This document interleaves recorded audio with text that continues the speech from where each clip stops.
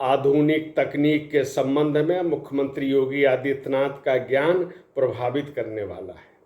और इसका एक पहलू ये भी है कि वह केवल सामान्य तकनीक तक सीमित नहीं रहते हैं, बल्कि जब उन तकनीक में संस्कृत का जिस प्रकार से समावेश करते हैं तो वो पूरे निर्माण कार्य को विशिष्ट बना देता है। और ऐसा अनेक अवसरों पर देखा गया है। जब वो सैनिक स्कूल के संबंध में निर्माण कार्यों में निर्देश देते हैं तो कहते इसमें शौर्य और संस्कृति की झलक होनी चाहिए ऐसे भवनों में, और शिक्षण संस्थाओं में भी इस प्रकार के उनके निर्देश हम लोगों ने पहले देखे।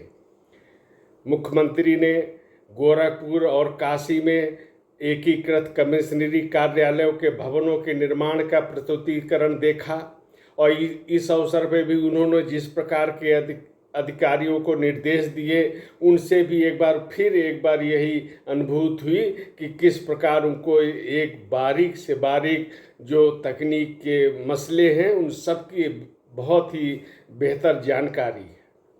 उन्होंने कहा कि नए भवनों की पहचान आइकॉनिक भवन के रूप में होनी चाहिए, दिखनी चाहिए। मुख्यमंत्री ने कहा कि इन भवनों में स्थानीय संस्कृति की झलक होनी चाहिए। गोरखपुर की भी एक अपनी संस्कृति है।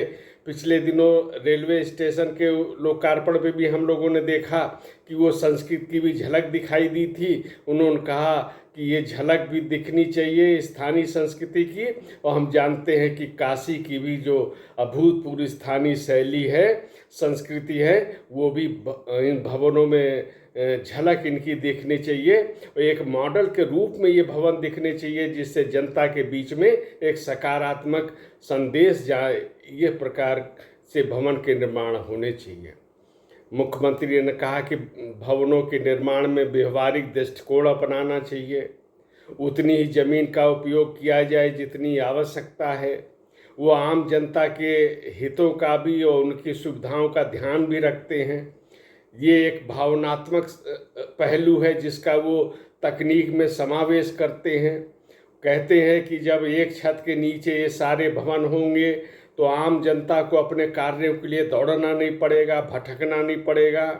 यानी केवल तकनीक ही नहीं, इसमें संस्कृति भी है, इसमें जनभावना भी है। और एक भवन के निर्माण में जब इतने तत्व समाहित हो जाते हैं तो निश्चित रूप से वो भवन एक विशिष्ट रूप में स्थापित होते हैं। और मुख्यमंत्री योगी आदित्यनाथ का लगातार इस दिशा में प्रयास भी है।